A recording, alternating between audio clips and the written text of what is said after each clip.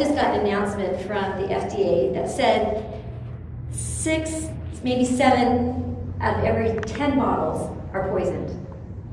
Or 6 or 7, every little treat that you buy for your kid, fruit snack, is poison. And it will kill your child if you consume it. What's your reaction? Homemade. It's like, would you give your kid that bottle? Would you give your kid that snack? Okay. Now, if that was truly the case, how many entities would be out there stopping whatever's going on? To put a stop to it, correct it, fix it, do mitigation, whatever it took to make sure these kids were kept safe. Now, there is 7 out of 10 kids dying from unintentional fentanyl poisoning. 7 7 out of 10. The DEA's found that those pills, that when they start counting them and looking at them, they're contaminated with 100% fentanyl, or it takes 2 milligrams to overdose on, and that's probably 5, 6, 7 little grains of salt. When you say 7 out of 10, are you talking about 7 out of 10 children who use drugs, or 7 out of 10 children? 7 out of 10 people who are using drugs. So sorry. Yeah. So it's illicit drugs. It's illicit drugs or recreational drugs. Okay. But we're going to get to the verbiage so that we can all make sure we get this right, because we have stigmatized this so much that we think drug addicts. What comes to your mind? You know, you're thinking of some guy in the gutter, been homeless, menace to society, whatever. Our minds conjure up. But I'm going to show you a few faces here in just a minute of people who do not meet that criteria and what's going on. Here we go. So when I was talking about earlier how it impacts all of us, all of our families, does it mean that we're bad parents if our kids do drugs? No. I think we all do our best, considering there isn't a handbook just yet. Maybe ChatGPT will come up with one day that will work, but for now there isn't. So why is it then that, I'm role playing here. Sandra, your kid's on drugs, but you kept it a hidden secret. Why? Why can't you go tell her? I might ruin their reputation and mine. That's one reason. But it has to do with empowering parents with the information they need to help save, essentially, really, truly save the lives of their own teenagers. And if you don't know what's going on, or you don't even know where to start, there's so much information to go through. And I am going to be sharing a few of my personal stories with you with our journey with our teens. Naughty teens. We've been through the ringer, but we have a lot of lessons learned the hard way. And I'm sharing those to teach you what not to do, for one. And 2, to let you know that this I'll call it an epidemic crisis, doesn't discriminate families. I don't care if you're the best mom in the world and you do check everything by whatever book's out there, or the most, poor, impoverished family that's living in the ghettos. This is affecting everybody equally. Okay, we'll talk more about why that is. But thank you for being here. Now, there was so much information to cover. I was like, oh my gosh, I could talk for hours tonight. Each topic in itself could talk for a week solid. So I'm going to try to stay kind of at a high level. But in order for you guys to have the information, to have this all come together and you can do deeper dives yourself, sounds so neurotic, but I created a 47-page document for all of you. And hopefully that scans. I just created that right before it came. It worked for me, so hopefully that will work for you. And it has like a parent handout sheet for each of these topics. And it's gonna go into a lot of detail. And you can go into as much or little as you'd like. But I will be referencing that on different pages as we go through it, because obviously I can't have everything up here on the slide. I'm happy to answer any questions that you have. If for some reason there's something that I may not know, I'll just simply tell you I don't know, and I'll get you information and I'll get those answers for you. There is so much to know in this area, it's mind-boggling. So that's why they've got lots of little experts in all these areas. But this is, again, just kind of a high level to empower each of you as grandparents, parents, aunts, uncles, siblings, whatever it is, to watch for these signs and symptoms, to know what's going on in your communities and what's coming down the pike. So with that, there's disappointment, there's so many emotions wrapped up in this. I can guarantee you that if you have lived in this life as long as each of us have, we know people who have been caught up in this in one way or another. Our lives, we know people who died from it, we know people who are going through it, we have family, but we don't talk about it. And that in itself is shameful because it is isolating, it's painful, it's the worst thing that a parent can go through. Gut-wrenching. It's almost worse than a death because your child is still alive, but in a way they're dead if they get to that extreme. And there's nothing you can do if they're gonna do this. We'll talk about everything you can do, but there's gonna come a point when there's some hard decisions that have to be made too, to help preserve you and the rest of your family. So this substance abuse issues that are going on isn't what it was like for us. Like, you go down to the corner, meet some drug dealer or whatever, maybe an exchange at a locker once in a while at school. This is happening in your homes. It's being delivered to your homes through the mail, through apps, by symbols and emojis that pop up. Kids recognize where to go. They'll place their order. That disappears. There's no evidence of it again. And then the package shows up at the door, or a stash ends up under your doormat, or a stash ends up in some coordinates that the team will have to go find and pick up. I worked in Murray at a social center and I watched this all day long. You see somebody in black and then it puts up down by the river. Next thing you know, some guy with backpacks walking by, he's digging around, and walks up, I mean, it literally is happening all the time. So the landscape of this is changing dramatically. And if we can't educate ourselves, we can't know what we're up against or how to fight it. We don't know our enemy, and it is an enemy.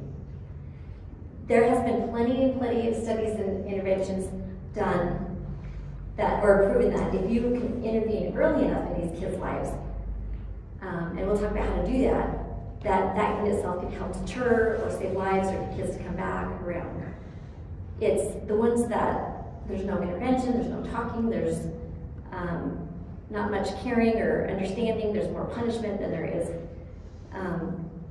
understanding and conversations, that kind of throws us off. And the frontline defenders in this war is you, and you, and you, and you, and you, and you, and you, and me, and you. The families are the frontline defenders. It has to happen in the home. Just like emergency preparedness, I tell you guys all the time, you've got to have your own families prepared because you can't depend on somebody else to take care of you. Now, if there was a war being waged and somebody was working full-time every single day with armies of like hundreds of thousands of people behind them to figure out how to mess your kid up and get him addicted to drugs as early as they could to guarantee ongoing income, but we spent maybe one conversation here and there with our kids, really didn't know what we were talking about. I mean, that's a huge disparity.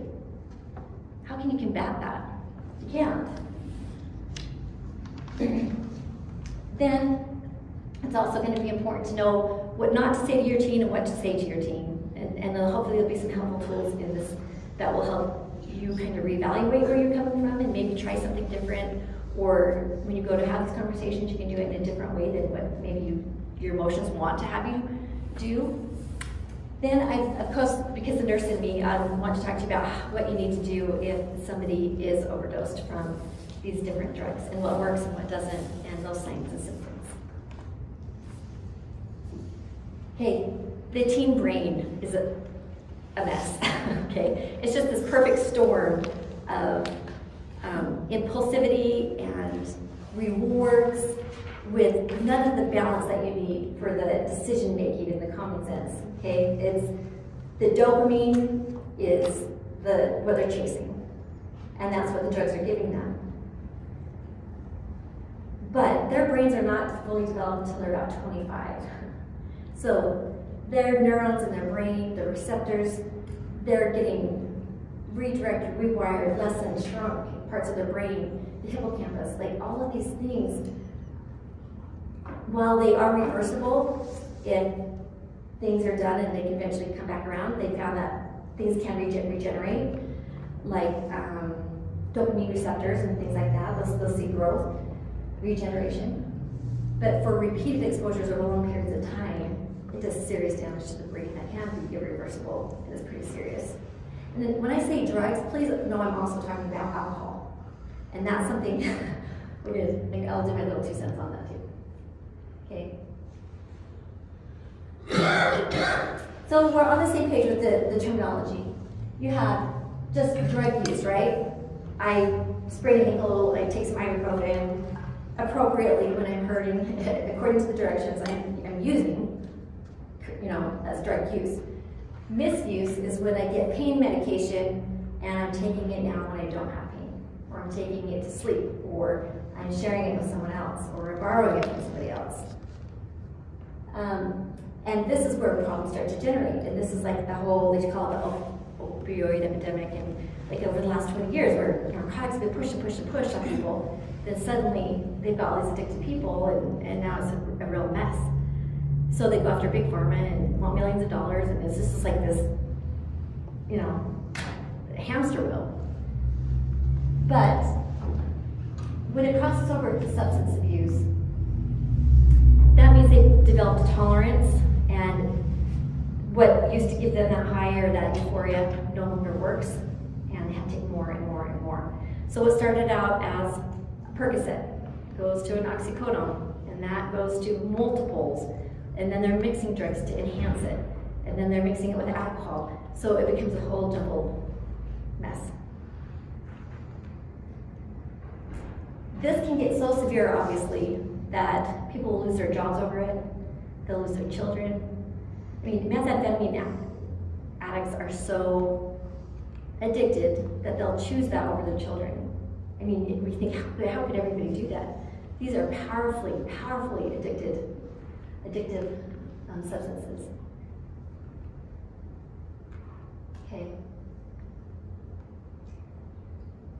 So how early do you think kids are starting? Without looking at the slide. How early do you think you need to have the first conversation with your child? My son was approached when he was 7. Some of the things I've read says 7, some say 10. It's all age appropriate, what's really kind of going on. Parents get to decide what that age is. And certainly you don't want to come down and you got to do this in little pieces. But that's the key, is to do it in little pieces. Having open conversations. Hey, I heard this. What did you hear about this? What do you know about this? Open-ended, non-threatening conversation that establish trust and that are done respectfully without fear of retaliation or punishment. That will set a daily, weekly, whatever it is, pattern that will just be natural. If you wait to see, I'm gonna just, I suspect something's going on, I'm just gonna hold out, it's probably just teenagers act this way and you dismiss it, or you're gonna wait to see if you can catch them in the act, or you're just too afraid to have those conversations. Okay. So this chart shows the different types of substances and how early the kids are using them in the United States. So by 12, 13, you're chasing it already. So if you haven't had these conversations before that or established those communication lines, you got a little bit of catch up to do. We'll show you how to do that. But the earlier they use, the longer they use, the harder this is going to be. So even if they start using, wait till you're 17, 18, 19, 20, whatever, they'll have a better chance at hopefully having better success later in life than they would if they started really young.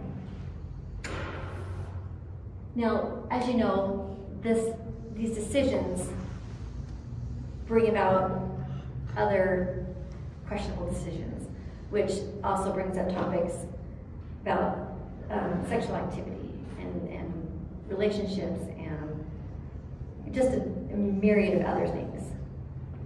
So you might need to be prepared to have a couple conversations there. All right, why are kids using drugs? Give me some ideas. Abused. Yes, they have PTSD, they've been abused, never dealt with it, or maybe it's ongoing abuse from a parent even, or a sibling, for sure. Defiance. Defiance is a good one. You tell a teenager what to do, what are they gonna do? Yeah. So, it's gonna be their idea, right? See where that's going? All right, what else? It's happening in there. Yes. They're modeling the same behaviors as they see the people around them, whether that's alcohol or drugs. Well, they can have legitimate injury and guess he's Yes. using something. Exactly, the same scenario we just talked about. An innocent prescription, or, you know, maybe a few refills, has got their body dependent. And what they're not chasing a high now, because they know that they're not gonna get that same high, they just can't access that much medication, or it's becoming too expensive. What they're trying to do now is just to prevent their body from not going through withdrawals. The withdrawals are brutal, horrible body aches, horrible diarrhea, horrible vomiting.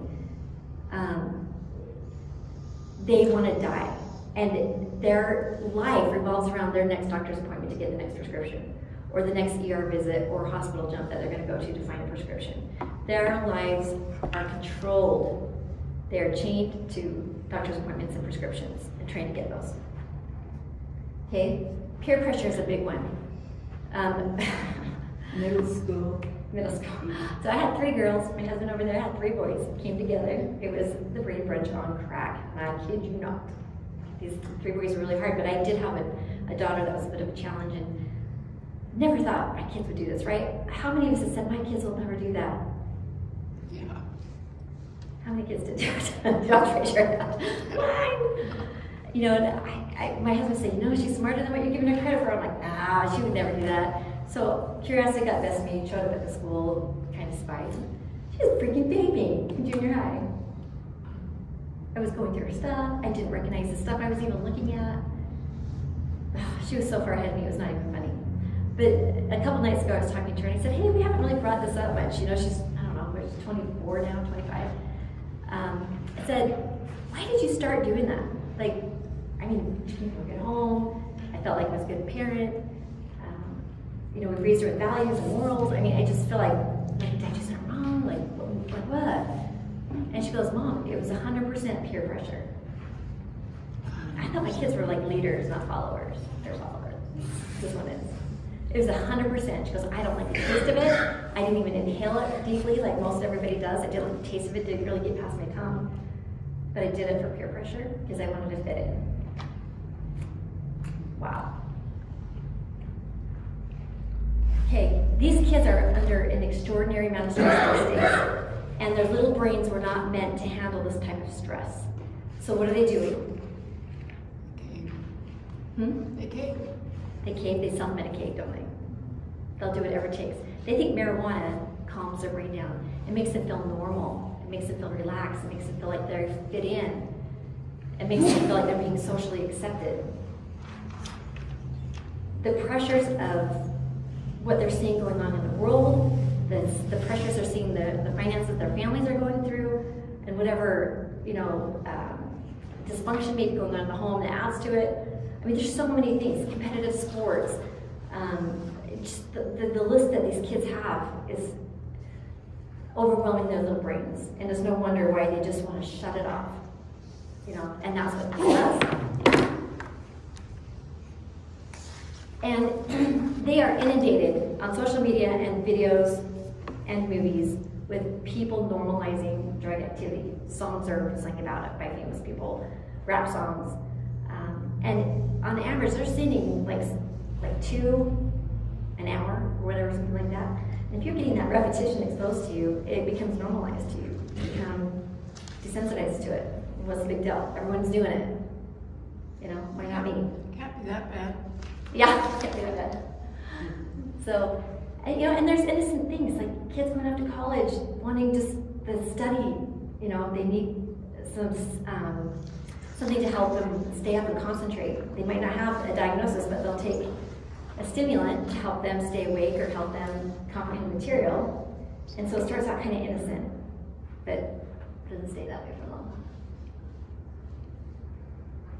Okay, there's some myths, and in the little booklet that you'll get, there's a lot more myths. I just picked a few of them. We talked about my kid would never do that. I can guarantee you the second that you start thinking your kid might be doing it, they've already been doing it for 6 months or longer. Easy. I will bet my non-existent paychecks on this. Okay? Weed is so natural, it's harmless. Okay, weed today is not the weed it was yesterday. 20 times stronger. It's laced with all kinds of stuff that we'll get into in a minute that can cause serious psychosis. And I can attest to the fact that it does, and it has an impact on our family. Well, you know, if you look at it, heroin is natural. Oh, It's good for puppies. Yeah. Yeah.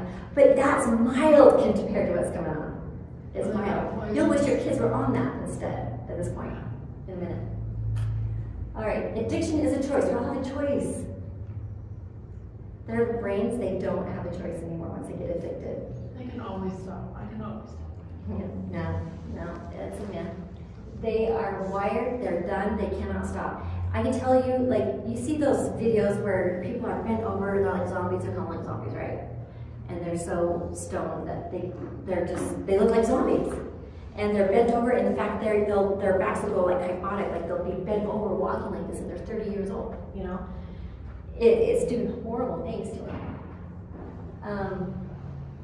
Every one of those people say, I want to stop, I need help, I can't. Every single one of them, they don't want to be there, they don't want to do this. But in their minds, they don't have a choice, and stopping is not an option. Okay, it's just vaping, it's safe. Okay, the stuff that's going through these is just not, the nicotine is equivalent to an entire pack of cigarettes. The oils that they're using for marijuana are laced with fentanyl. It's not innocent. And it's so addicting that, I mean, they're puffing on it all the time. It's the biggest thing in high schools right now. It's horrible. There's so many bad side effects with it. You know, you saw the one time when, I can't remember what it was called, the pulmonary hypertension or something that was causing serious lung effects. Popcorn lung, they call it. And popcorn lung. Yeah, you can actually see it in the lungs. It looks like popcorn. Oh. It kills them. It's terrible. It's horrible. Explain to me why they would lace drugs that they're selling to someone with poison if they're just looking at a business model where they have to keep selling it. That's a great What question. are they thinking? And I went to the drug cartels for this answer. Literally. So, if 2 milligrams or 5 grains of whatever comes in a little teeny little thing like this, right? It's no longer these big huge bags of weed or whatever they're trying to ship. They're teeny little things. But I want to sell to the masses. But I lose my inventory really fast if I just sell this. But I have a whole box of, or a whole thing of ecstasy, or have a whole thing of whatever pills, okay? I can put a little of this and a little of that, and I can make it go a long ways. These are not chemists doing this. They're in dirty basements, in dirty garages, outside in the woods, like mixing these ingredients. It's disgusting. They have no way of knowing if it's a good batch or bad batch. The firemen do, because all of a sudden 20 people will drop on the sidewalk from an overdose. But these people don't know, and they don't care. They think, in their interviews, they think, you know, you're killing people. Well, they have a choice. Well, no, they don't. Well, everyone has a choice. And if they choose to abuse it or they choose not to take it right, it's not my problem. I want the money. I'm in it for the money. Everyone's gonna make a fast buck. I'm here to make a fast buck. Or, you know, and there's a hierarchy in this whole thing. There's gangs, there's cartels, there's, you know, people they're held accountable to. But they rake in billions of dollars a year. Heroin is super, super cheap. Fentanyl, they can turn around and sell these pills and more than double what they're making, what they're getting it for. So they'll make 20,000, they'll go back and spend that 20,000 and get quadruple that, and then triple that. And they want to grow and they want to expand just like any entrepreneur does. So, and they're willing to kill other people to make sure no one's coming in their territory. They're doing everything they can to infiltrate your families, your children that are trying to get clean. They'll show up at your doors, they'll show up at your kids' school, definitely at college. They know how to get to them. They know what to say, they know what to do. They're very, very good at what they do. They do it all day, every day. The funny thing is, one of these high-up cartel guys, he said, she goes, why isn't this a problem here in Mexico? Like, what's going on? And he's like, I don't know why people take this. This is harmful. He goes, I give them 3 chances. Strike 1, strike 2, and strike 3, you get executed. If you even try this drug. Does that make sense? Do you see these pictures of these zombies down in Mexico? I see it in San Francisco, West Virginia, Detroit, Colorado, Oregon, Seattle, Canada, Michigan. I mean, it's everywhere. To a horrible extent that huge companies are pulling out of San Francisco, right? I mean, big, huge, multi-billion-dollar companies, because of how nasty things have gotten, and there's no answers or solutions yet, and they've been slow in coming. So they got to move out. How long do you think before that comes to Utah? It's already started. It's here. Yeah. It's just a matter of time before our city blocks look like their city blocks. And it's so scary. Pump shotguns, is that what you're telling me? It's time for a pump shotgun in the front door. No, I mean, it's just gonna be a different environment. It's gonna be like, what happened to our families? What happened to our children? Like, this isn't your average, like what we keep thinking is like some homeless person. I'm not stereotyping, I'm not trying to be insensitive, I'm just saying, that's my son down there. That's my daughter. She doesn't want to be down there. I don't want to see her like this. She won't come home. I have no control over this. She's being taken advantage of in every way, shape, or form. You know, you have to peel them off the sidewalks when it's cold because they peed themselves. It's disgusting. Who wants to live like that? I mean, if you woke up today and said, I want to be a drug addict, raise your hand. None of us aspire to that. But a lot of us have serious pain. How bad is it here in the Wasatch Back? So it's more in the rural areas like Dugway, you know, and all those kind of areas. It's really a lot more prevalent. But Utah as a whole, I think it was in 23 or 24, about 600 people died from fentanyl, and about half of those were, or from drug overdoses, and half of those were fentanyl. So it's gone up. The fentanyl deaths are like over 1,000%, but drug overdoses in general aren't escalating that fast, but the fentanyl's showing a terrible pattern. And it's pretty prevalent here in Europe. That was my question, how prevalent is it in the Wasatch Back area? You know, Yeah, Temple in it's- Park City. It didn't get alerted on like the highest, so it's in there. I mean, it'd be naive to think that it's not, you know, because it is everywhere. That's a good question, because you want to know, and we'll get to all this, about what your resources are, and I've got that information for you too. There's hope. There's hope. There's hope through all this terrible stuff. These are the faces I want to show you. Are these the faces that you see in those zombies? One time. This one, she was an all-star, 4.0, captain of every team. Her mom did not have a clue what she was going through. Not my daughter. She's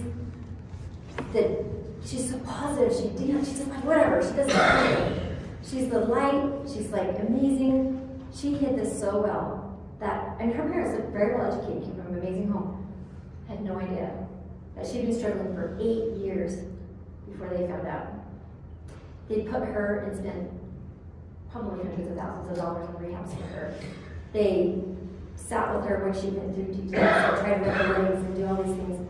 And, you know, I mean, the guilt this little girl felt on behalf of what she was doing to her family is horrendous, but the guilt that this mom feels, I'm going to give you a little taste of that here in a little while, but she went to rehab, and I think she went back to college. I don't know. I just read so many stories, but I think it was 2 or 3 days before she a drug dealer came to her, he didn't leave her alone, he gave her one pill and she died in her car from an overdose. Unintentional. You know, I mean, beautiful, beautiful girl. Their parents, like, I can't even talk about that crying. And I'm gonna give you a tease because I don't want to be the only one. But I just need people to think that it's not my child, because it is, or it could be.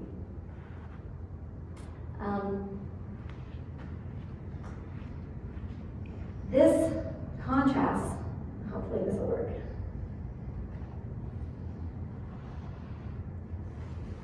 With what long-term drug abuse can do to you, depending on the drug and the length of time. But this was somebody's beautiful daughter. Okay.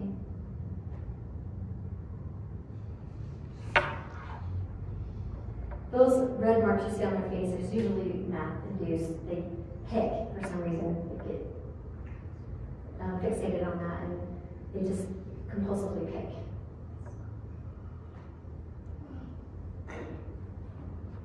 Their dental hygiene, they lose that, they lose their hygiene in general, their teeth decay. I mean, they lose their teeth. I mean, it's just, and they'll keep doing it. Like, who in their right mind do you think would keep doing this? Would at some point you look in the mirror and I'm done. They can't stop. Okay.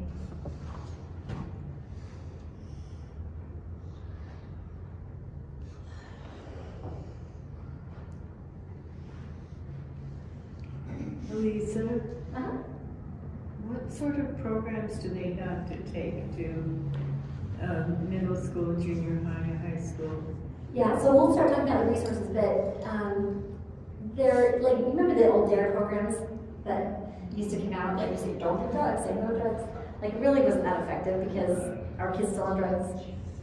So they're kind of trying to reinvent themselves and get back in and try to do things a little bit differently.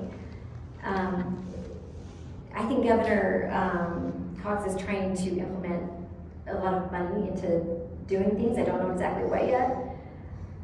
What those programs look like, but I think Chemtrails. What is it? Chemtrails are his favorite thing, $20 billion there. Chemtrails. Chemtrails, Cox.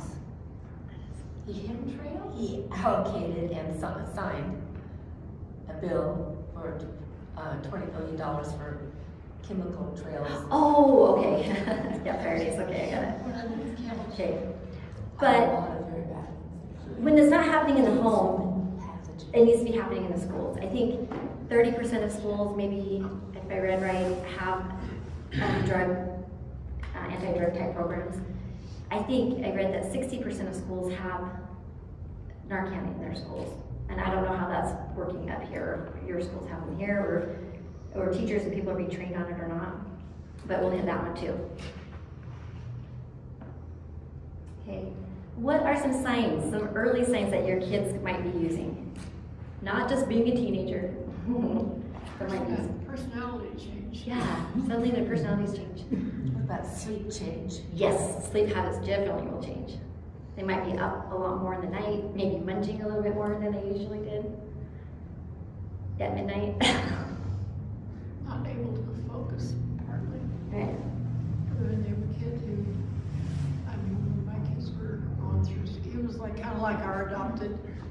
He'd Yeah. come over and he was having a hard time at home. It was obvious, but it was a lot of their family life. Anyway, after a while, you know, he was just like, hey man, Yeah. it's all good. I'm thinking, no, it's not. Why are you thinking that? And then I started watching how his grades failed and other things were going on. And I thought, geez. Okay. So anything for your child that's out of the ordinary, maybe different friends.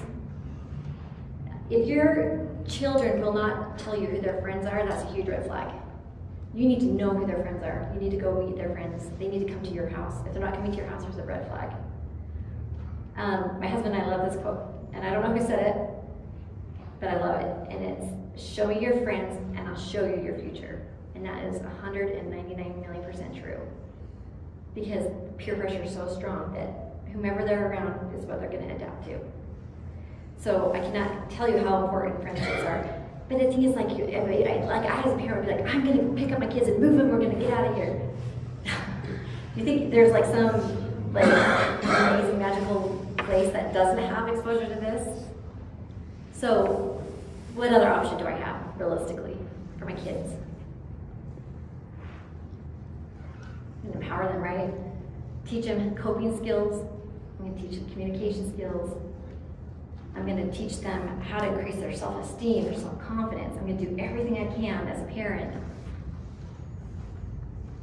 Talk to them. As a parent or parents. But there's missing components here.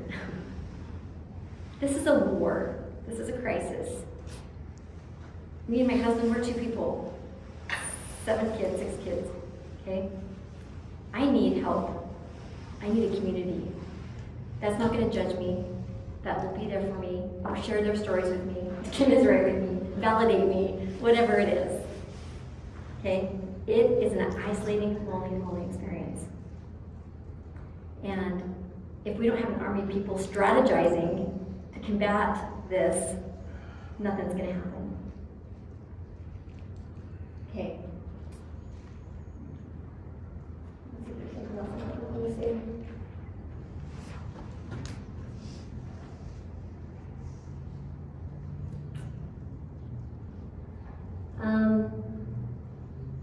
Okay, so the clothing might change. They might be wearing hats where they didn't wear hats. They might be wearing sunglasses in the house to hide the redness in their eyes. We'll talk about drug paraphernalia here in just a minute, but if you see Visine suddenly showing up in their backpacks or in their rooms, you know, that's to get the redness out of their eyes. They might be wearing big hoodies now. Some of these hoodies have, and you'll see in a minute, the ties that come out of them, they're vape pipes, things that they can smoke right there. Comes out the other end. Let's see. Okay, so it's even the subtle signs, and as a nurse, I tell all the nurses I teach, we have like this weird instinct, and it's like one of those, oh, I don't have a good feeling about this, and it's something you always listen to. You never, you just, it's the rule. You don't ignore it, because it's usually right on, for whatever reason. You as a parent have that same ability to do this with your kids. If you feel like something's not right, it's not right, and act on it. Don't second guess yourself. Don't be like, oh, they're gonna think I'm gonna accuse them, and they're just gonna get mad at me, and to avoid confrontation. No. Well, what do you mean by that? Go deeper. Go deeper, deeper dive. Hey, I heard about, vaping. What do you know about that? Tell me what you know about that. I heard that, there's a lot of chemicals that kids don't know are being laced with it, like, fentanyl. And have you heard about this? What are your thoughts? It doesn't have to be like, guess what I found in your room. I got you. Yeah, deeper dive. And then you gotta get to the why behind it. Why are they doing this? They've got to feel comfortable divulging that information and being vulnerable. It's hard for them to say it's peer pressure. My daughter's 24 before she told me it was peer pressure. Maybe something's happening to them that they didn't disclose. Maybe they were abused somehow. Maybe they feel like they've made choices and decisions they can't come back from. There's so many different reasons, and it's important that they feel that unconditional love and support. It's huge. It's everything. And just saying, sorry. Okay. Just saying, don't do drugs that are bad for you is not enough. Yeah. That is not enough. Sometimes, looking back at our situation, have we deeper dove into that situation and maybe explain why they were bad. Not just, oh, they're bad for you because they'll hurt your brain. What does that really mean when it's going to hurt your brain? What does that really mean? And there's such great technology. Like, you can get any YouTube video and it will show you step by step what's happening in the teenage brain.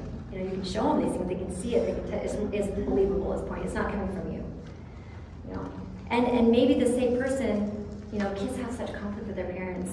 At least with my youngest one, I struggled, but it's different personality types, it's so hard. And she felt like she could talk to him way more than she could ever talk to me. So I was glad that she felt like she could talk to somebody and be open and forthcoming about what was going on. Maybe there's an aunt or something that they have, or you have somebody in your family that would be like a designated you. And don't take that personally that they don't feel like they can. It will get there. But they need somebody that they can talk to besides the friends that got them doing this. Okay. This is a lot of information, but basically, we're gonna talk about, well, we kind of talked about most of the signs, like you'll see. It can go from just super mild to really exaggerated, you know, temper tantrum, violent outbursts, like physical abuse on a parent, staying out all night, defying the rules. I mean, it goes from one end of the spectrum to the other. One other way you can tell is if you just look in their eyes. The eyes are the what? It really is in so many ways. If their eyes are super dilated and even line's really not changing it, what do you think it is? They're dilated. If they're dilated. That's symptoms, isn't it? Okay, if they're super constricted, like pinpoint constricted, and they're not really changing much in the life, what could that be?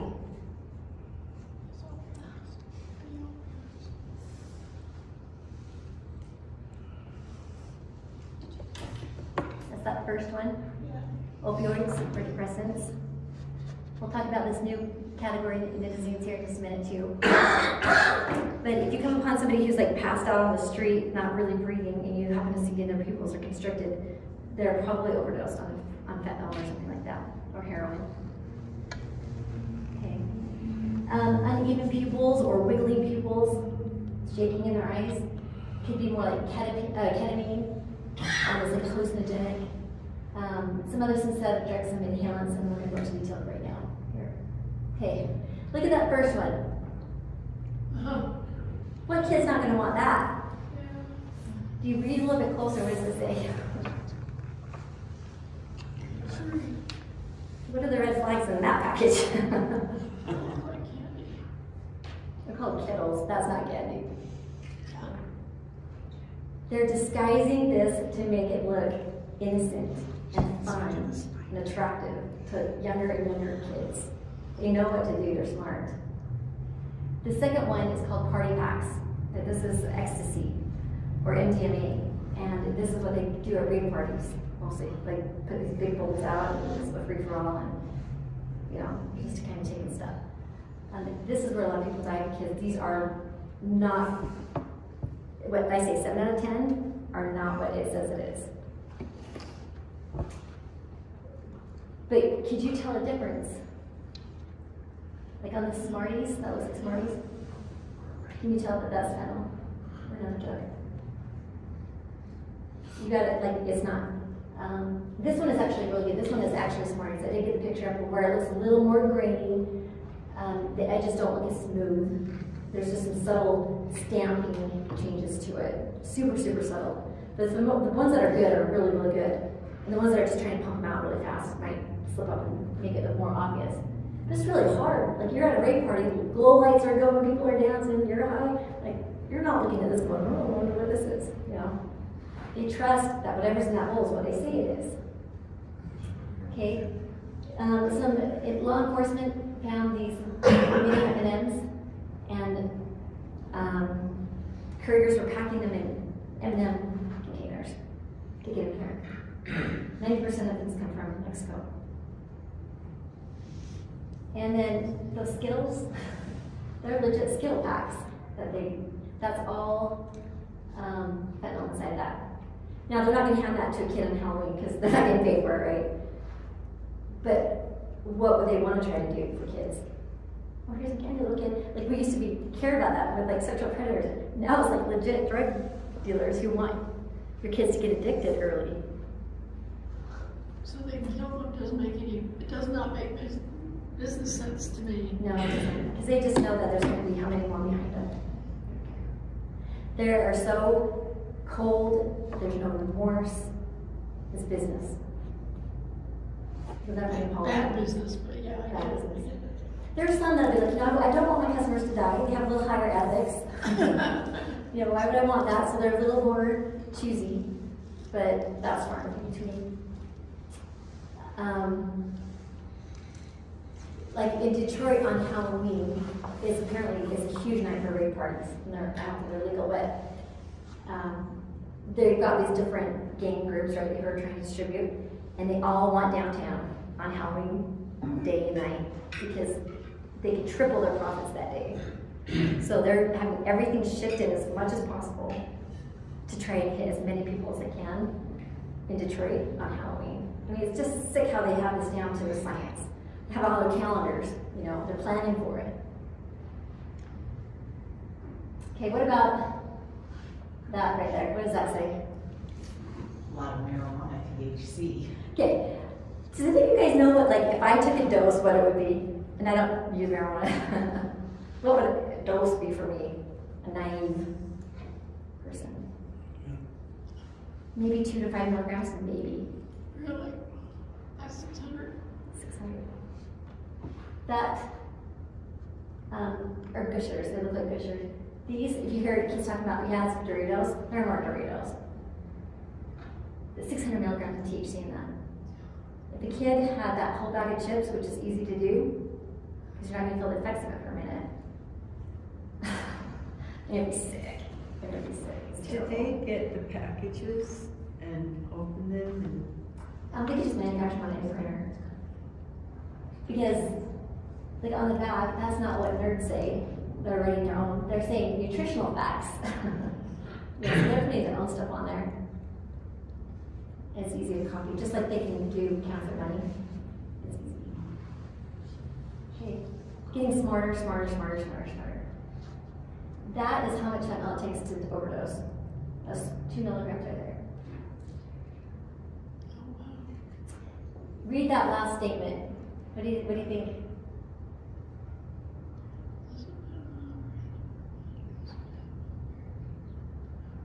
How does that make you feel?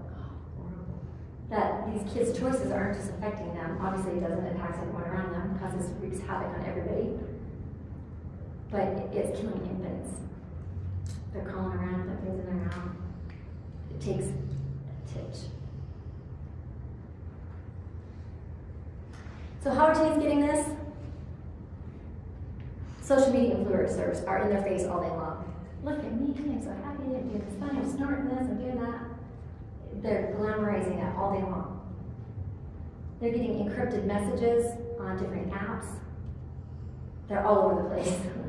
And you can't catch it. Like, remember Snapchat, like erase the message, you can go back and check your kids' Snapchats. It does this, it works like that too. So it's really hard. When I talk to people, like, where do you go to get drugs? You can get them anywhere. I'm like, I couldn't go downtown and get drugs. What are you talking about? Like, where do you get drugs? Anywhere.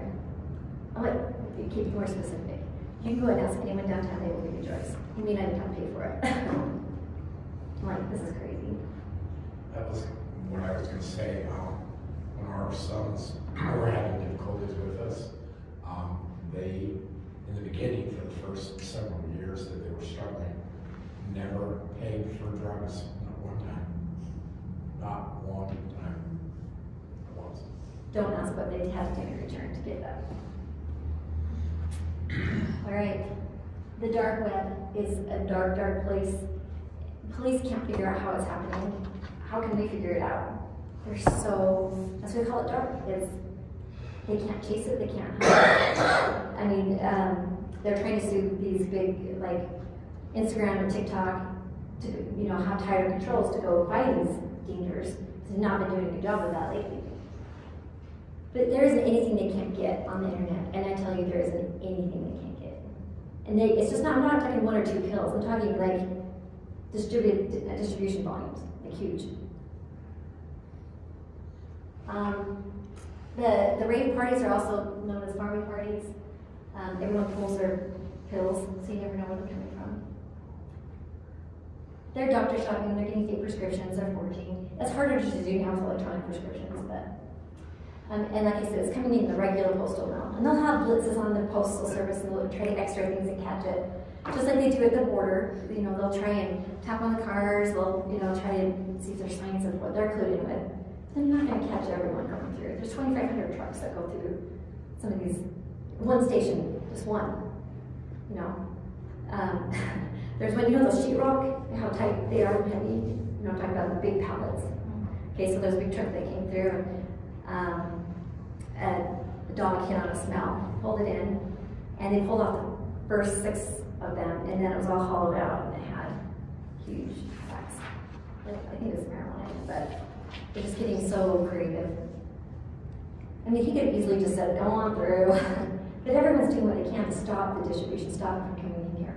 You know, they've got Marines and pilots and everyone trying to catch people when they're trying to come across the coast. I mean, there's a lot of things that are being done, you know, at different points. But there's not like a big, huge concerted effort in our families and in our homes and in our schools. And that's the part that gets me so passionate about making sure everybody knows this so they can be more involved. Okay, I was sitting in a class just like this, what, 15 years ago, 16, 17? And this lady had brought all this drug paraphernalia. It was a core class we had to take because one of the kids were on drugs, and as they made parents go. And it was Thanksgiving, and before I left, I was like, oh, I want a piece of leftover pumpkin pie. And they had a couple bottles of whipped cream, and I went to spray it on my pie, and it didn't come out. I'm like, oh, that's stupid, like, what's in there? And then I'm like, well, it's good thing I've got a backup. So I picked this thing up out. And I was like spraying it, like, it's not working, what the crap? I go to this class and I'm in it probably an hour, and then I'm looking at this and I'm like, she's showing like drug paraphernalia. I'm like, why would she have whipped cream? Like, I would have it. Like, I don't know what I was thinking. And then she started talking about huffing inhalants. I don't know if you know about that, you will in a minute. There's this audible gasp that came from me. I was like, oh, oh, these kids are gonna die when I get home. The propellant, they can huff it and it gives them a super short high, like a meth high, super short lived. But it's like the dust off stuff you hear about. It's all anything that's in an aerosol can, anything really that has some fumes to it, they can huff it and get high. Especially Tastes the like stuff that I had a secretary. She said, "Can I borrow one of these cans you get in Costco? You know, to clean off your computers?"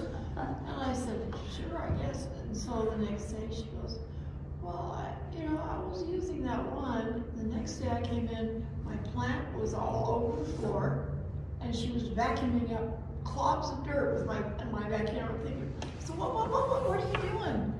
"Oh, I knocked your plant over." And I said, "Sit down."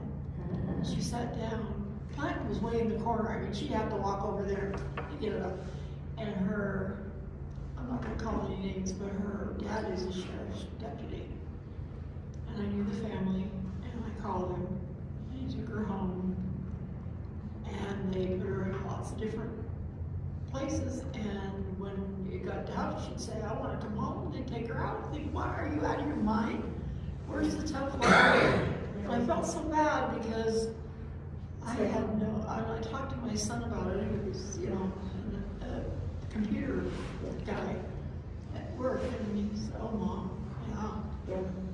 That's prevalent. I It's know. going on right underneath your nose, Yeah. literally. I want to show you this. It's like 18 minutes. I'm only going to show you like the first 4 minutes or so of it. I just want you to get an idea of what you're doing. So, if you decide to look in a kid's room, you've got to weigh the pros and cons. And you've got to do it from a place of concern and compassion and love. Not of, I'm going to catch you, I'm going to punish you, I'm not going to get one up on me. This isn't a power struggle. If you do this with purpose and with planning. Because this, for me, became an obsession. Like this kid, I was like, I was a year nurse. I can tell if you're on drugs. I can look in your face and tell you what drug you're on. I'm like, I know what kids are doing. He was always a step ahead of me. In fact, there was one day I couldn't find it. I was obsessed with looking through his room. I knew he had it in the house. I knew it. And one of the other kids was in jail, and I talked to him, and I said, "Where has he hid these drugs? I know they're in my house. I know he's doing them. Where are they?" He's like, "Oh," he goes, "What's the one place you wouldn't look?" And I'm like, and he says, "Elisa, think about it. What's the one place you wouldn't look?" And I was sitting in my room talking to him on my bed. Guess where it was? Under my mattress. Because I'm not going to look under my mattress for his drugs. Dexter.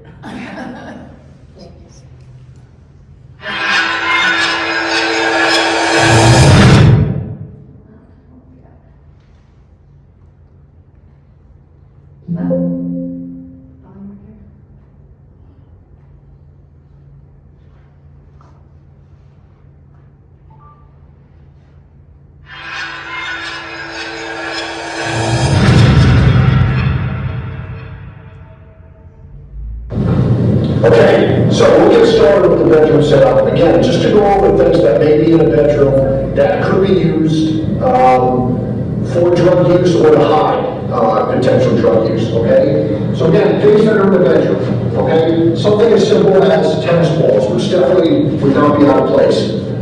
What you need is a razor blade. Just give it a little slit, and now there's a nice little storage container. Whether this is kept in the bedroom or in the garage for all the other athletic equipment.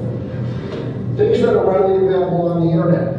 Okay, just looks like a little ceramic dinosaur, but this is actually a pipe for smoking.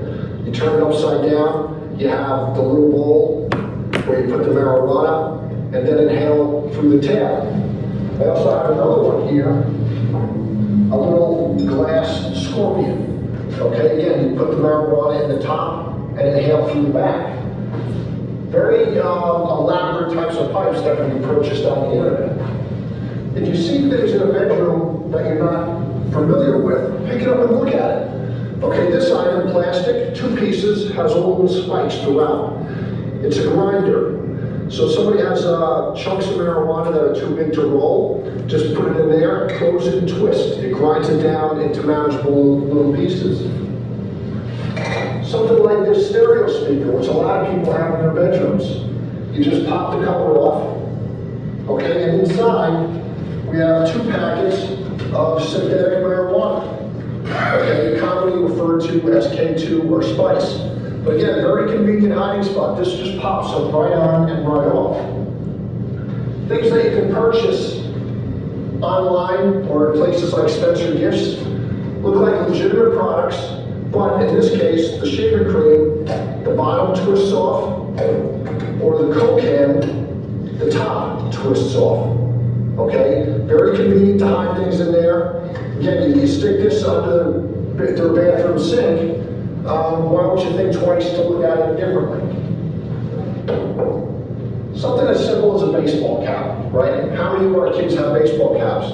The one thing pretty much all baseball caps have is this sweatband on the inside. You fold it down, and here we have a single packet of heroin. It's very conveniently behind the sweatband. Okay, you can put pills back there, a little bit, use marijuana. There are even hats that can be purchased online that have hidden pockets in them. And it's something that we really would look twice at. Novels, books.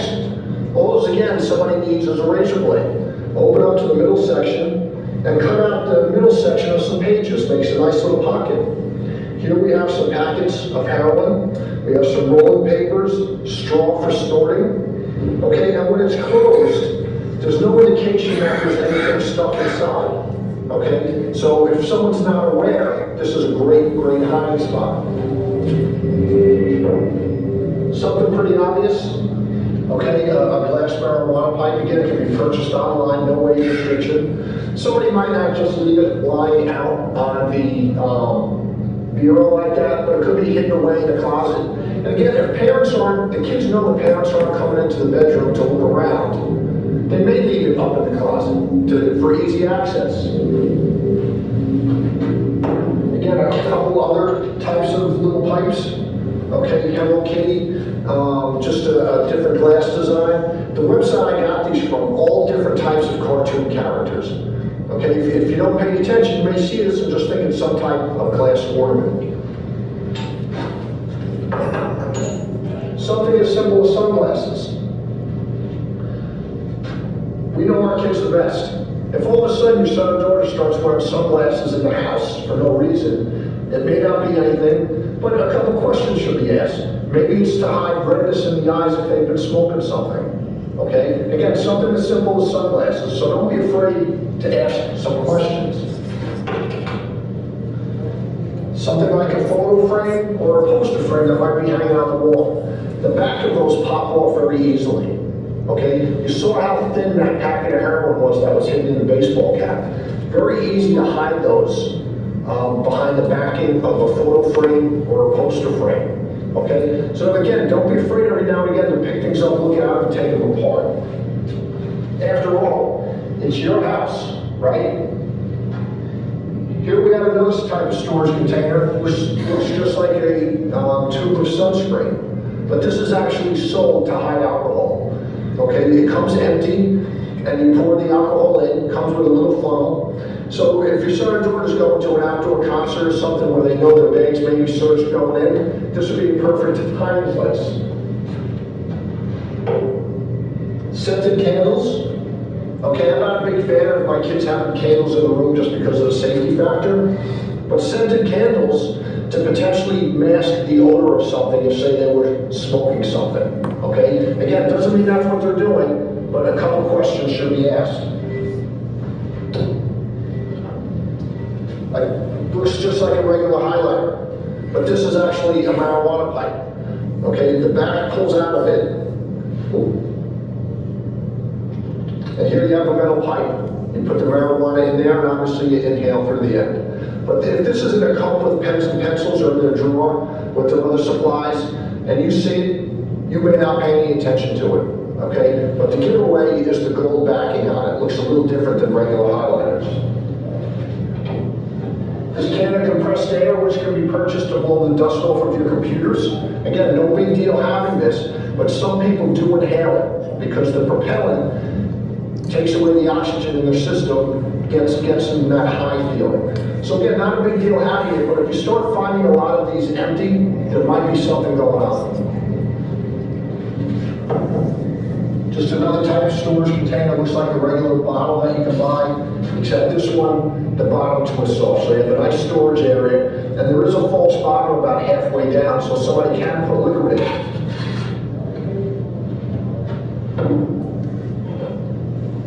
Vaping, huge problem amongst teens.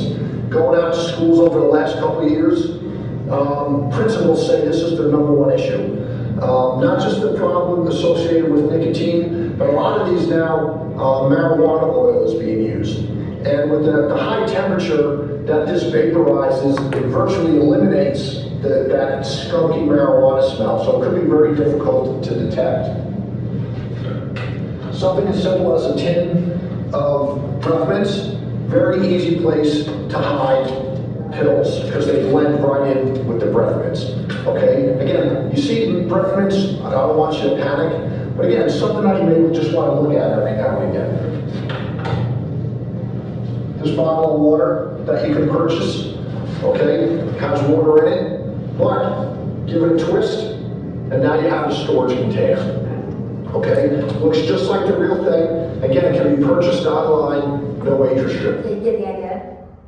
He has like a whole another 10 minutes or so of stuff on that bed and on the floor and shoes and a whole nother dresser. But you can go back and when you see this, you can watch that video in detail. I would have given anything had somebody showed me this. Like, I don't know, waiting to have this kind of stuff. Like I said, I was like obsessed with trying to find this. And when I did finally YouTube it, because I'm like, I had to just admit, I just didn't know what I thought I did.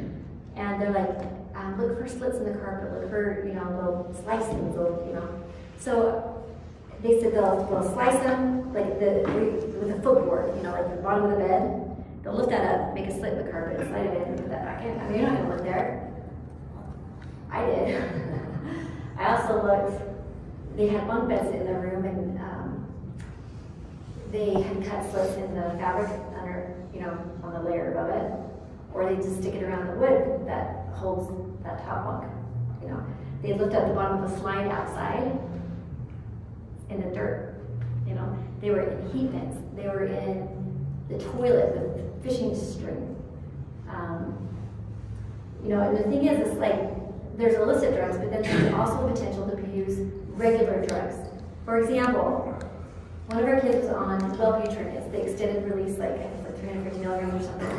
And we would dispense it for him because he had a tendency to abuse everything. And one day I saw a knife, a butter knife or a knife, I don't know, it was under the bathroom sink, and I thought, that's weird. Again, remember the little tinglies? I dismissed it. Should have really paid attention. But then after a minute, I'm like, no, I need to look at this further. Something's not right. And I went to take an Excedrin out of my. No. I went to count his pills. I count him all the time to make sure he wasn't abusing them, and it was always on. I'm like, okay, we're okay. But then I started putting that knife together, and it's just some things that started coming together. And what that little shyster's been doing is taking Excedrins that look just like it, shaving it off, that E, and replacing the Wellbutrin with it. So then he goes and snorts the Wellbutrin, and it apparently gives you a high, like that inhalant heights. Anyway, the links that these kids will go to is mind-boggling. It's terrible, especially when you go home and you think, oh, my kid will never steal from me. They'll never go to that extent. They will, I guarantee it. At that point, when they're doing that kind of deceitfulness, it's a little too late to have a conversation. Yeah. It's a lot too late to have a conversation. They won't listen, they don't care. They want that from more than they want you, more than they want food, more than they want a home to be in. They want They'll choose homelessness They'll over it, and they'll drop out of school. They did choose homelessness over safety. Tough love is really tough too.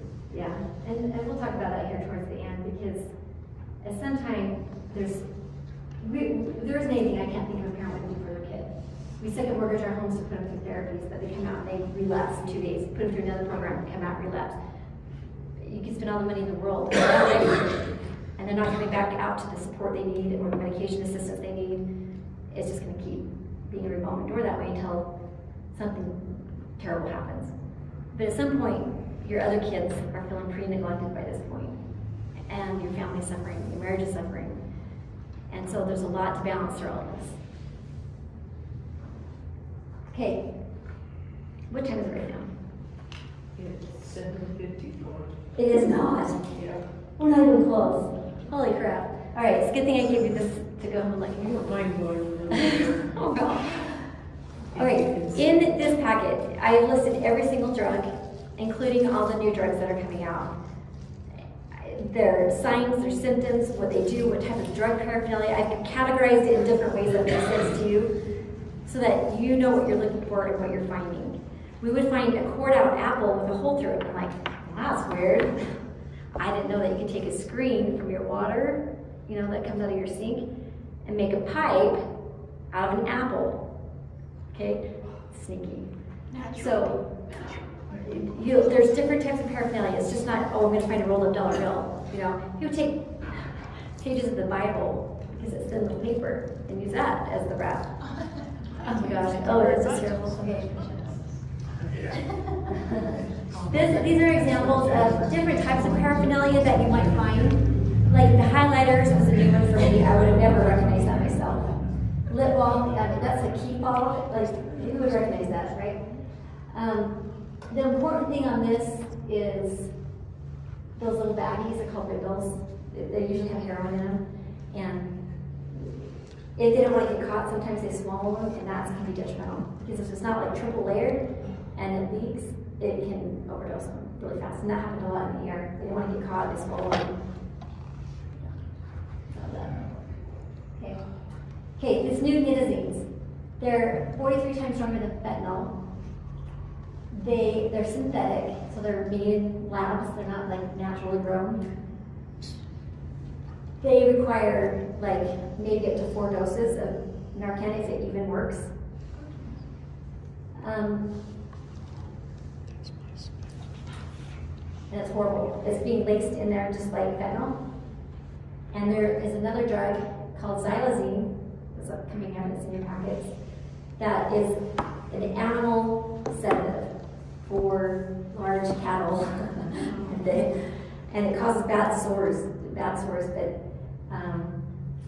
And it's not even opioid, so Narcan's not even going to work on it. But these drugs all get mixed together, and they're getting hooked on all kinds of different stuff into one drug. So it's just horrible. In fact, here they are. In Russia, it's called mephedrone. It's called meow meow. One of these, they're done. They're addicted. Done. In Africa, it's called Kush. That's the zombie drug we have here. They get so many sores on their legs they can't even walk. They'll all gather in one place. Somebody will die, somebody else will take their spot. They'll choose that over food. They'll choose that over anything. The reason they're doing it, the one thing that has all of them have in common is it makes them forget about their problems. That's it. Imagine that much stress that you do this to your body, just forget about the problems. Nairobi, they're really poor, and so is glue, like they used to fix shoes, like yellow glue, or it's jet fuel because it's really inexpensive. Nitrous oxide is making a comeback on a whole new level. This galaxy gas, or Whippet, is an inhalant that they're bottling to make it look like something that's user-friendly. And they'll put it in balloons, so it'll look like a helium balloon, but it's got this stuff in it and it warms it, so it's not so hard for them to inhale it. But they'll go around and inhale this constantly, because it just gives them a short high, so like anything that you're having, you just gotta have it right in front of you all the time. So they'll carry around bottles or pour it on material, and they're constantly having. The nizings, they're not purposely taking these, they're not purposely taking, in fact, this is called train. They don't want it. It's in their drugs. They don't want it. They're not going for it, but they're addicted to it now. And it's horrible. There's a new one called 2CB. It's a hallucinogenic psychedelic, similar to ecstasy, and it gets frequently combined with ketamine, which is also like a hallucinogenic. Originally was in one time like for animals, but we use it now all the time therapeutically. We do fentanyl in hospitals. Okay. So the important take-home message of all this, and I'm going to end up throwing through this really kind of fast, and so the most important part of this whole thing is don't overreact. Don't take this as a personal insult. Don't take it as a reflection on your parenting skills. And don't forget to take care of you and the rest of your family. I became so obsessed with this that my adrenal glands stopped working and I have to take steroids every single day because my body can't make cortisol. The stress was amazingly overwhelming. It was bad. And don't think it didn't affect my other kids. You know, I'm like, oh, they're strong, they're fine. It's the silent ones that you need to be worried about. The ones that aren't talking, the ones that are thinking like everything's okay. It's not. Okay, so safety first, no matter how you're handling it. If they're abusive to you, that's not okay. Setting boundaries is hard. How do you set boundaries with someone who is obsessed with these drugs? Will do anything, they'll life, they'll steal. How do you set boundaries? I'm gonna take away your phone. Really? What's another way you can say that or reframe it? You know, hey, let's make a deal here. Like, we've got to have some serious boundaries. You can't be doing this in my house. You know, if this comes into my home again, you can't say, I'm going to take away this or this, because you're going to be able to follow through with it. And if you take away their social, they'll just isolate them even more. You know, you can say something to the effect that maybe we're going to start randomly checking your room. You know, we're going to have to do this, we're going to have to show up at your school, you know. Or help them, make them think of the consequences. So, you know, there's just so many different ways to do this. So, my son was using, and I went to school with him, and I took him to the resource officer. And I told the resource officer, this is my son, Brayden. He's using drugs, and these are a few of his friends. So I suggest, if you see them together, they're probably doing drugs. And he was arrested that afternoon. Yeah, we go right back to it. You know, there's a loving way to say this. I love you too much to see you do this to your body. I care about you too much to give up on you. We're a team. We're going to stick in this. We're not going away. Elisa, I'm trying to think what parents can do, because I'm sick to my stomach about it. So that's what goes back. As parents, God, we did everything we could, but we were absolutely alone. You know, didn't have any resources. Would it help to teach your children that you're going to have some really stressful times in your life? Yes, that's coming up. You need to teach them emotional and psychological, physical coping skills. You need to teach them how to look at things differently, approach things differently, think about things differently. Before this, you can't do this the night of conversation before they're going to a rave party for the first time. It's not going to work. Then get other people involved. Like if you had cancer, right? Are you just going to sit and go, well, I hope this goes away?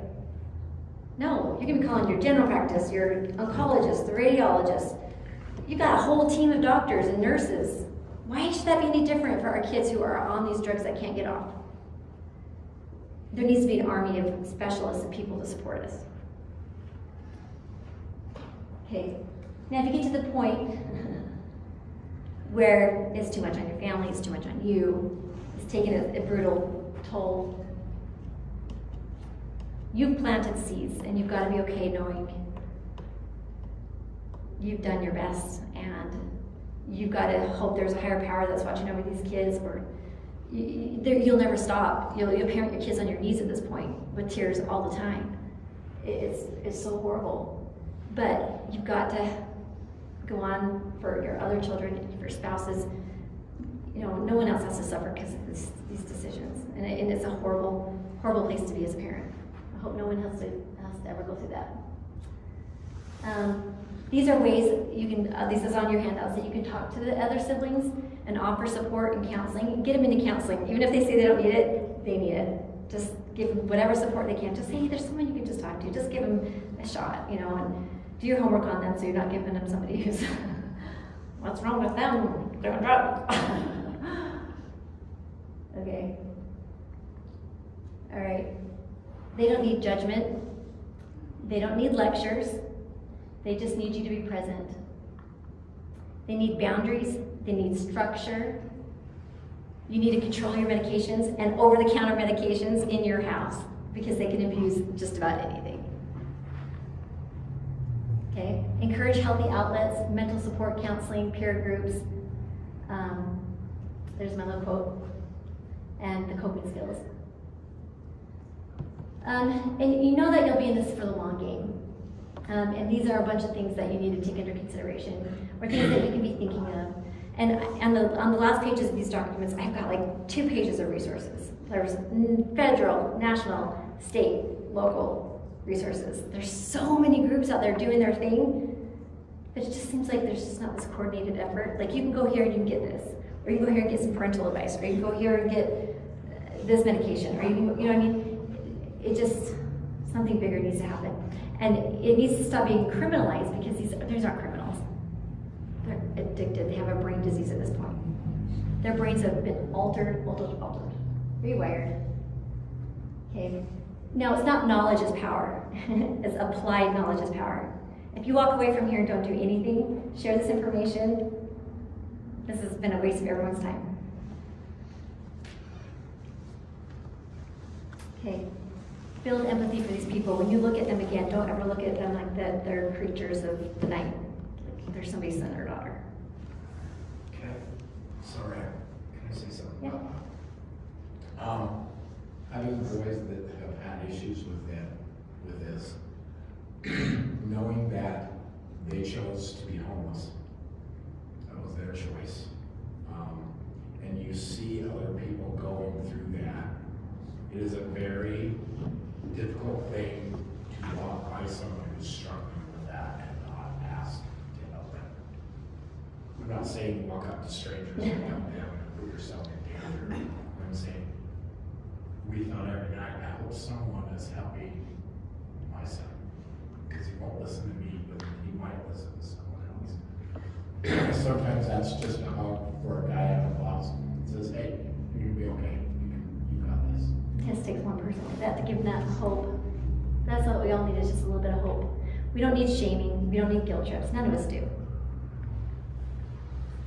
Okay. There's a section on there on party communication, how to teach them how to stay safe. Never let them have an open drink. If they walk away, discard it. There's lids that they can get for their drinks. But have code words, passwords, if they get in a situation so they don't give in and take something that they feel pressured to take. Or if they're feeling funny, or friends feeling funny, just have a way to get them out of there. There's a whole thing on different, more complex things, you know, when you've got mental illness and you've got lots of drugs and the whole world's coming together like this. And kids can't just go off, or anybody can't just stop drugs, you know, like abruptly. Like there's risks to it, so you've got to do this in a controlled way. Super fast. Narcan only works on opioids. That's your fentanyl, or narcotics.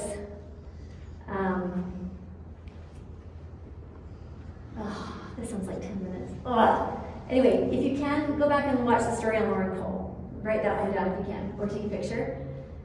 And I really want you to, like, if you can't do it tonight, I want you to listen to that, that pain. Like, not to feel bad, not to make you feel bad, but it's so powerful because you can put yourself in that place and you can feel it. Because it could have been you. It could be you. It could be your son. It could be your daughter. It could be your grandchild. And it humanizes this experience. You know, you go through, what if I could have just saved her? You know, because we all think we can save our kids. Sometimes that's not our job. Sometimes it's not our job sometimes. If you can, please listen to that. Okay, if you see somebody down, not breathing, there's places that will give you Narcan for free. You can get it and pay for it from a pharmacy. I think our the vehicle place, is that where she told us? DMV. DMV? Yeah. Yeah. And in Salt Lake, we can get it from the library. So you can get one. but it has somebody go back and get two. Because the Narcan only lasts for a short time, but the opiate stays on board a long time. Oh shoot, I wanted to show you this. How do you administer it? Oh, there you go. Yeah, so it can come intramuscular or in the nose. You just spray it in the nostril. You wait a couple minutes. If it's not working, they're not waking up, give them another squirt. So it's nice to have a repeat dose. Oh, where was this? Let me think. Oh my gosh, hold on.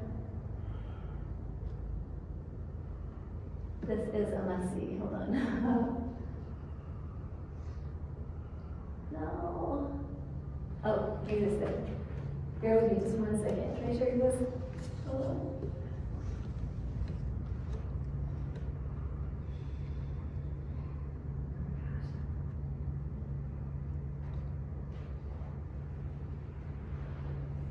Yeah, right. Well, you're.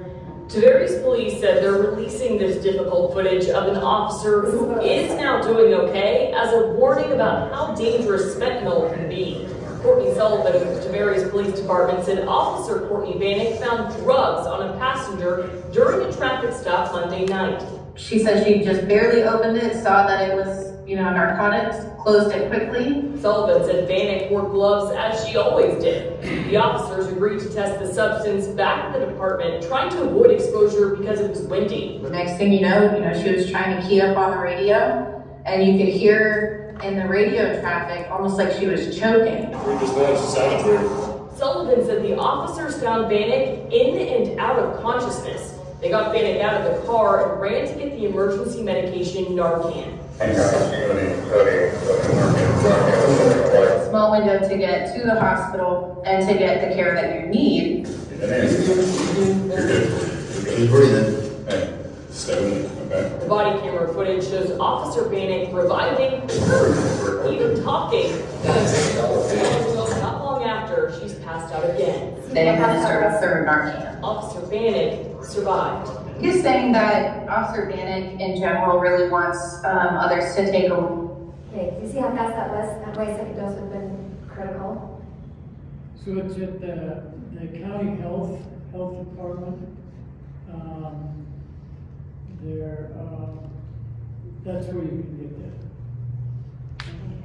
Okay, just one thing, they know that I have options, and I put, like I said, those resources in there. But there are some magical medications out there. One of them is buprenorphine or Suboxone, and that will make it so that, okay, what happens, like, okay, somebody goes out on the street, the EMS comes, revives them, they take him to the ER, the ER is like, okay, you're fine. They go back to the streets, they start using, you know what I mean? It's like this revolving door. Everyone's sick of it. They feel like they can't help, there's nothing being done. Now they're trying to get Suboxone into the ambulances so that they can educate these people, hey, I've got a medication I can give you. They'll make it so you won't go through withdrawal, and it will, satisfy that appetite that you have for this drug, so that it's a stepping stone to take the next step if you're interested in getting off these drugs. Okay, they'll be on it for a while, a year, maybe even longer, but it's so much better than what they're doing, and that'll save so many lives. It can also, like anything else, be abused. The methadone is something you have to go to a clinic for, so in your packet there's like pros and cons to each of these things. But it's a multimodal approach. There's not one answer. AA does not work for most people. Like it was like 80% of people relapse because there's not that intensive follow-up whatever you call it, you know, like the counseling and the medications, and, you know, you need lots of different angles coming at you. Because if you keep criminalizing, keep putting them in jail, they go there and they network with even bigger criminals, and they learn even more sneaky stuff. Then they have fines when they get out, they have drug tests that they can't afford, and then they're back in the system, and there's another revolving door. So, if they can try to get these people into therapy, because right now you go in the ER, like there's no beds. You can't get anybody into a bed, even if you're suicidal, it's almost impossible. So, there's gotta be a whole huge coordinated effort to look at this from a whole new angle. They even have clinics where you can go ahead and snort your drugs in front of people, like I think it's like iCloud, I don't know, OneCloud. Anyway, so they can do it safely. They'll give them clean straws, they'll give them clean stuff, they'll test it with the fentanyl test strips to make sure, you know, what they're getting. And if they pass out, they can resuscitate them. But they're doing it safer until they can figure out how to get these people into rehab. You know, not a solution, but one more thing. Okay, so my big call to action, okay, is go to your kids' school, have your kids go to their kids' school, and stay the day. Be a volunteer, find out what's going on, who are their friends, what's going on in school, is there issues with vaping, are kids talking to kids about drugs? You know, be involved in their sports, know who their friends are and what they're doing, just be curious, you know. And then find out if the schools have Narcan, find out if people are trained on it. Are the schools giving any type of anti-drug education? And if they are, what program are they doing? If they're doing the whole DARE program, you know, maybe they need to relook at it, but, you know, see what the local health department has. I put on there her contact information. I think her name is Peggy or something like that for your health department here. So, but if one conversation with your child can make a difference, that's a conversation you have to have. Okay? It's not a fight for one parent, one school, one community. It's a battle for the lives of our children, and it will take all of us. Together we can form an unbreakable line of defense. Because when we stand united and education empowered, we're a force to be reckoned with. The teenagers that are creating their own programs in the school are powerful. They're like, I don't want to see another friend die. They will take kids, teach them how to role play with people who are trying to get to use drugs. They'll give them, help them with teenage coping skills, like teens helping teens. How powerful is that? It's genius. You know, you get enough teens that are sick of this themselves. One more way to do it. This is our moment to rise, not in fear, but in power, because our children are worth fighting for, and they're stealing our children right from out from underneath this. It really is a crisis, and I cannot tell you and emphasize how soon it will be here and how critical it is to have these conversations. I wish I could talk more and show you all these other videos, but thank you for coming, and I hope you learned a little bit. Kind of was a fire hose. If you didn't get the QR code, let me know. And if you have any questions, you're always welcome to call me anytime. I'm happy to talk to you. I'm happy to give you more resources. Happy just to chat if you're going through it and just commiserate and listen. Because what you're going through is real. It's painful. And it's lonely. Bring them fields of green and gold. Let their laughter echo clear. In a world so tightly wound, where can our children play? Bring them fields of green and gold. Let their laughter echo clear. In a world so tightly wound, where can our children